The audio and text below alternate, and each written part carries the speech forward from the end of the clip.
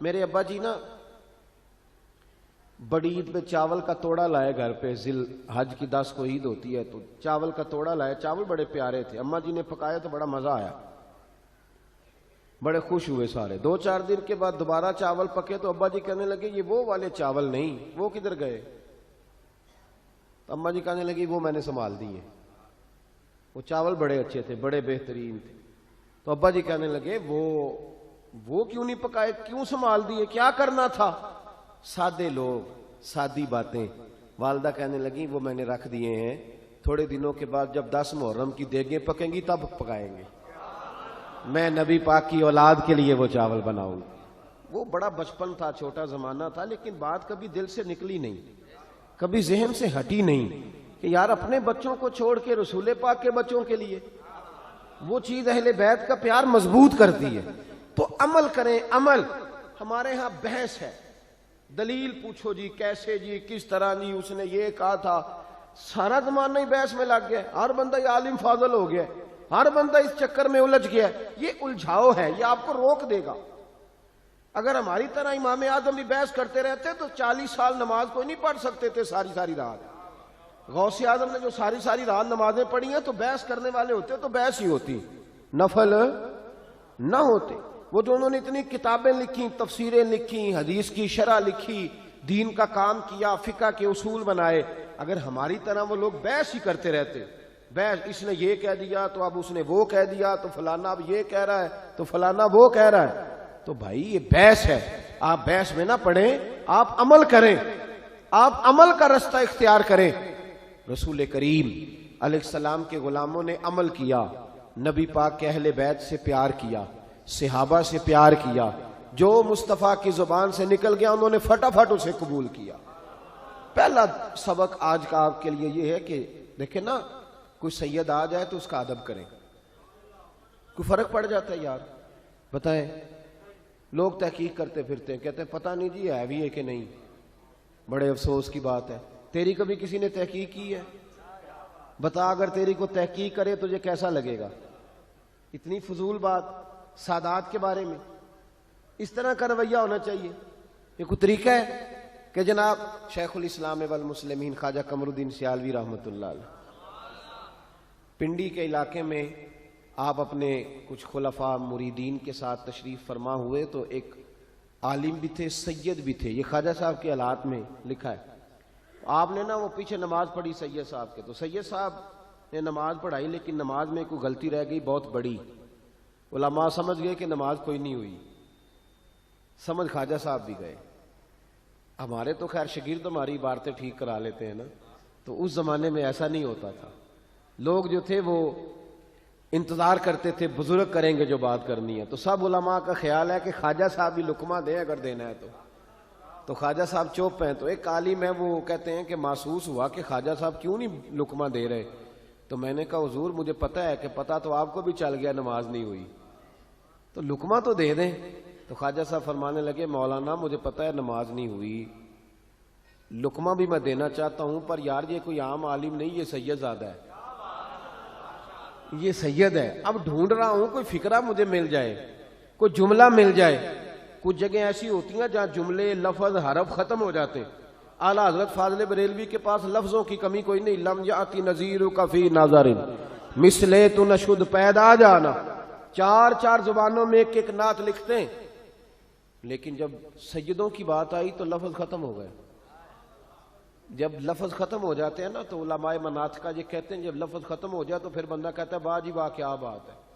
अब लफ्ज नहीं कह सकता कोई, तो अब भला क्या कह रहा है, वाह जी वाह, मतलब अब लफ्ज कोई नहीं है ना कहने के लिए, तो क्या बात। आला हजरत जब सादात की शान बयान करने लगे तो लफ्ज खत्म हो गए, तो कहने लगे क्या बात रजा उस चमनिस्तान ने करम की, ज़हरा है कली जिसमें हसन और हुसैन फूल। अब लफ्ज खत्म हो, अब कह दिया क्या बात रजा उस चमनिस्तान ने करम। तो ख्वाजा साहब फरमाने लगे लफ्ज ढूंढ रहा हूं, कोई जुमला मिलता है तो शाह जी को कहता हूं नमाज नहीं हुई। फिर थोड़ी देर के बाद कहने लगे लो भाई मौलवी वो लफ्ज मिल गया मुझे, उलमा लफ्ज मिल गया, मैं बताने लगा, लुकमा देने लगा। उठ के ना तो सैयद साहब के पास गए, कहने लगे शाह जी नमाज पहले भी पढ़ते हैं पर आज सैयद के पीछे पढ़ी है, मजा ही बड़ा आया। कहने लगे जनाब आपने नमाज पढ़ाई है, बड़ा ही मजा आया है, जरा इसी नमाज को एक दफा दोबारा नहीं पढ़ा देते, मजा बड़ा आया है, जरा दोबारा नहीं पढ़ा देते इसी नमाज को। तो शाह साहब उठ के खड़े हो गए, कहने लगे हुजूर लग मुझे भी रहा था नमाज नहीं हुई, लग रहा था मुझे भी कि नमाज नहीं हुई, पर मुझे चूंकि शक था, अब आपने बताया तो समझ आ गई या नहीं हुई, मैं पढ़ाता हूं दोबारा नमाज, मैं पढ़ाता हूं। आदाब जो होती है ना, आदाब देखे ना, जो बेअदब आदमी होता है ना उसकी कोई हद नहीं होती, कोई हद नहीं होती, वो बेहद हो जाता है, इधर भी बह जाता है इधर भी। जो अदब अदाब वाले लोग होते हैं उनकी हुदूद होती है, वो सिमटे होते हैं, उनके अंदर प्यार होता है, उनके अंदर मोहब्बत होती है, उनके अंदर खुलूस होता है, उनके अंदर रूहानियत होती है। तो ये जो हमारा नया जमाना आया जिसमें बेअदबी है, इससे बाहर निकले, तहकीक ना करें कि कौन सैयद है कि कौन नहीं, अदब करें, एहतराम करें, प्यार करें। और दूसरी बात यह कि सादाते किराम का तरीका तो देखें भला क्या है। तवज्जो है मेरी बात पर। हजरत दाऊद ताई रहमतुल्लाह अलैह बड़ा रोया करते थे, हारून रशीद उनके पास अक्सर जाया करता था और कहता था जनाब इतना अल्लाह का खौफ मैंने कहीं नहीं देखा जितना आपके पास है, तो कहां से आया? तो हजरत दाऊद ताई फरमाने लगे ये मैंने सैयदों से सीखा है, सादात से। कहा किस तरह? फरमाने लगे मैं इमाम जाफर सादक का गुलाम हूं, उनका खादिम हूं। तो एक दिन रात को इमाम जाफर सादक मेरे पास आए, तवज्जो है मेरी बात पर, अपने खादिम के पास, गुलाम के पास, शागिर्द के पास खुद आए। मैं रात को उठ के हाजिर खिदमत हुआ, हुजूर इस वक्त आप क्यों आए? तो कहा मैं बड़ा परेशान हो गया था, सोचा किससे दुआ कराऊं, तू नेक आदमी है यार मेरे लिए दुआ कर। तो मैंने कहा हुजूर मैं सैयद के लिए दुआ करूं, सैयद के लिए? तो इमाम जाफर सादक कहने लगे दाऊद कई दिनों से ये ख्याल मुझे तड़पा रहा है कि अगर नबी पाक ने मुझसे पूछा कि मेरी औलाद होके तेरे काम किस तरह के थे, आज जी देखो इमाम जाफर सादक, मेरी औलाद होके तेरे काम, तो मैं क्या मुंह दिखाऊंगा नबी पाक को? इस चीज ने मुझे बेचैन कर दिया है, तू मेरे लिए दुआ कर, मैं नाना मुस्तफा की बारगाह में जाऊं तो वो बगैर हिसाब मेरे लिए जन्नत का फैसला फरमाए। फरमाने लगे मैंने उनसे खौफ खुदा सीखा है, सादात का तरीका, सादात का तरीका हौसला, सादात का तरीका नमाज, सादात का तरीका पर्दा, सादात का तरीका फकीरी से प्यार, और सादात का तरीका फकीरी के अंदर सखावत, फकर के अंदर। हमारे यहां तो सखी वो होता है ना जिसके पास 6 लाख हो तो 5,000 मस्जिद भी दे जाए कभी, और फिर पाबंद करे कि अब्बा जी के साले सवाब के लिए दे रहा हूं, ऊंचा नाम लेना कि अब्बा जी के लिए दे रहा हूं। 2-3 बार आख्या जे सही ना लेना जे मत लोगों को पता ना लगे। मैं खत्म शरीफ में हाजिर था तो वहां बच्चा ऐलान करा रहा था जी 50,000 रुपये अब्बा जी की तरफ से मस्जिद में। और मैं बाद मुंडे नूं भा लिया, मैं क्या तेरे अब्बे ने जो तेनू दिता है ओदा भी उन्हें कदी ऐलान कराया सी? क्या पहली मुंडे नूं देन लगा कारी साहब जरा ऐलान कर दिया जे, ए मैं देन लगा इन्ने पैसे ऐलान कर दिया मसीते। कहते नहीं, तो मैंने कहा तू 50,000 दे रहा, अब्बे के नाम का ऐलान करा दिया तूने, वो सारा कुछ तुझे दे गया बगैर ऐलान के, तू 50,000 दे रहा और ऐलान करा रहा, डर अल्लाह ताला किस तरह की बात कर रहा? सादात का तरीका फकर में सखावत करना। सैयदा फातिमा ज़हरा और मौला अली शेर खुदा करमल्लाहु तआला वजहुल करीम के जब आप हालात जिंदगी पढ़ेंगे, जितनी किताबें आप पढ़ेंगे जितनी, उन सब में लिखा है कि महीना महीना उनके घर में चूल्हा नहीं जलता था, महीना महीना चूल्हा नहीं जलता था, महीना महीना खाना नहीं पकता था। पर उसी किताब के अगले सफे पे यह भी लिखा है कि अपने घर में महीना महीना चूल्हा नहीं जलता था, पर दरवाजे पे जो मांगने आता था उसे झोली भर के दिया जाता था, भर के झोली उस शख्स को मिलता था जो दरवाजे पे मांगने आता था। बड़ा खूबसूरत उनका मेयार, बड़ा जबरदस्त उनका अंदाजे जिंदगी। सैयदा फातिमा ज़हरा का तकवा, उनकी परहेजगारी, उनकी वारफ्तगी, उनका हुस्न। बीबी साहबा अपने घर का सारा काम अपने हाथों से करती, हजरत फातिमा अपने घर में झाड़ू भी देती। तो जो है मेरी बात पर, जिनके लिए फरिश्ते दरवाजे पे खड़े हों कि अम्मा जी हुक्म करें। आज हम बेटियों को सिखा ही कुछ नहीं रहे, हम उन्हें समझा ही नहीं रहे कि घर कैसे चलाना है। हजरत फातिमा ज़हरा रज़ियल्लाहु ताला अन्हा 2 बच्चों को पालती थी। इमाम हसन और हुसैन के दरमियान 11 महीने का फर्क था, पूरे साल का नहीं।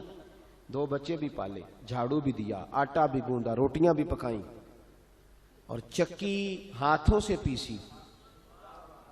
छाले छाले हाथों पे बीबी साहबा के, जो कायनात की सबसे बड़ी शहजादी, हाथों पे छाले। हजरत फातिमा के, अहले बैत का तरीका तो समझना भाई क्या है। हाथों पे छाले होते सैयदा फातिमा के। ये सारी मेहनत करके, सारा कुछ करके, फिर भी पाक रसूल की पाक बेटी इशा की नमाज पढ़ के बच्चों को सुला के मुसल्ले पे बैठ जाती। हम तो थके ही बड़े होते हैं ना, 8 घंटे काम करके तो हमारी फजर भी रह जाती है, लेकिन सारी ड्यूटियां करके सैयदा फातिमा फिर भी मुसल्ले पे बैठती। सारी सारी रात अल्लाह का जिक्र होता, सारी सारी रात तिलावत होती, सारी सारी रात इबादत होती, सारा सारा दिन। हजरत मौला अली शेर खुदा करमल्लाहु ताला वजहुल करीम फरमाते हैं, नबी पाक एक सफर पे गए तो मुझे अपना नायब बना के मदीने में छोड़ गए हिफाजत के लिए। मेरी बातों की समझ तो आ रही है ना आप हजरात को। हुजूर मुझे छोड़ गए, कहते हैं मेरे पास माले गनीमत के थोड़े से पैसे थे, मैं सोने का एक हार लाया, एक लॉकेट लाया और सैयदा फातिमा को तोहफा दिया। पहली दफा सोने का हार उन्होंने पहन लिया। नबी पाक अलैहिस्सलाम का तरीका मुबारक यह था कि हुजूर जब सफर पे जाते थे तो सबसे आखिर में सैयदा फातिमा के घर जाते, और जब वापस आते तो सबसे पहले आते, सबसे पहले। हजरत अली कहते हैं कासिद आया, उसने आके बताया कि कल नबी पाक वापस आ जाएंगे। सैयदा फातिमा बड़े दिनों से इंतजार कर रही थी कि हुजूर आए नहीं, इतने दिन हो गए। जब जाके बताया ना कि कल हुजूर आएंगे तो कहते सैयदा ने सुबह से सफाइयां शुरू कर दी। खाना पकाया अपने महबूब के लिए, हुजूर के लिए बेहतरीन खाना बनाया और बहुत सारी तैयारी की। कहते हैं हुजूर आए, हस्बे रवायत हस्बे आदत, वही मुबारक आदत जो महबूब की हमेशा से थी। नबी पाक आए, पहला कदम सैयदा फातिमा के घर में रखा, अस्सलामु अलैकुम कहा, और सैयदा ने वालेकुम कहा तो हुजूर ने उनका चेहरा देखा तो वापस चले गए। हजरत फातिमा रोने लग गई। मौला अली शेर खुदा कहते हैं मैं घर आया तो बीबी साहबा ज़ारो कतार रो रही। फातिमा क्या हुआ? काली पता नहीं, हुजूर सलाम लिया वापस चले गए, ऐसा कभी हुआ ही नहीं, पता तो करें। शेर खुदा कहते हैं मैं मस्जिद में गया तो नबी पाक भी एक कोने में बैठ के रो रहे थे। मैंने कहा या रसूल अल्लाह आप यहां रो रहे हैं, फातिमा वहां रो रही है, बात क्या है? तो नबी करीम अलैहिस्सलाम ने फरमाया वो मेरी बेटी होके सोना पहनती है, अगर फातिमा भी सोने से प्यार करेगी तो उम्मत की गरीब बेटियां किधर जाएंगी? वो भी सोना पहनने लग गई है, वो भी अगर ये काम करेगी तो गरीबों की बच्चियां किसके तरीके पे चलेंगी? वो भी सोना पहनती है। हजरत अली कहते हैं मैंने कहा या रसूल अल्लाह उन्होंने नहीं पहना, वो तो मैंने ला के दिया है, उन्होंने ख्वाहिश नहीं की। तो महबूब ने फरमाया उसे जाके बताओ। हजरत फातिमा ज़हरा रदी अल्लाह ताला अन्हा को जाकर के बताया गया कि महबूब पाक तो इस बात से आपसे नाराज है। हजरत फातिमा ने उसी वक्त सोना उतारा, कहा अली जो मदीने में सबसे गरीब घर है उसे दे आ जाके।